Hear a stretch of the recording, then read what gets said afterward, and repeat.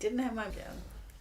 Anyway, today I do want to talk about finding the right trauma coach for you and what to look for.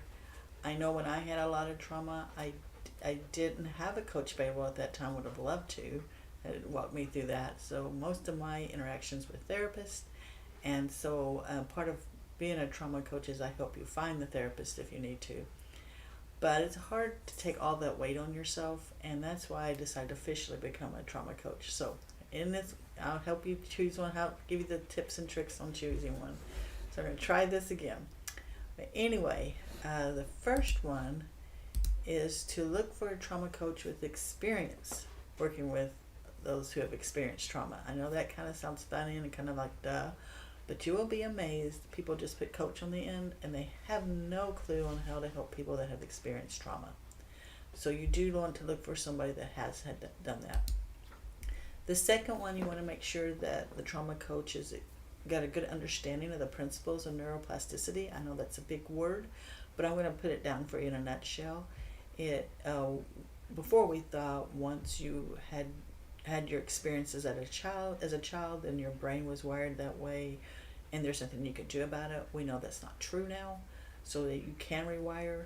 But that's just in a little nutshell what neuroplasticity is. So having somebody that is a trauma coach, that's invaluable to have, because you are going to want to rewire things so that you're not emotionally charged by any memories that you might have. This third one is ask the coach's approach to helping people heal from trauma. Mine is to definitely not judge. When you had to go through therapist to therapist, tell your story over and over again, you certainly don't want to be judged. And they will. People are people. So that is my number one focus. The next one is to listen, and to give you practical things to do. That was what was so invaluable to me also, was the practical things that I could do to get through this trauma.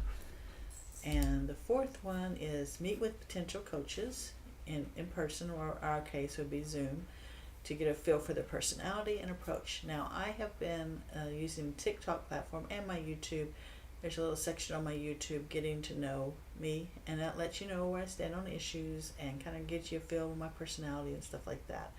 But I also have a free consult if you would like that, and I also have the free consult in 15 minutes for $37 if you would like that, and definitely get a feel for the coach. And the fifth one is ask questions about how the coaching relationship will work. That can get kind of tough for some people. It can get too personal. Now, I'm just going to be your coach and help you through these things. Yes, we'll talk about things that you wouldn't talk about with other people, and yes, we will become closer, but you want to keep it as a coach relationship.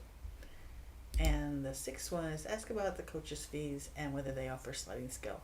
A lot will, I do. So you want to keep that in mind also, and don't be afraid to ask. I mean, you can always ask.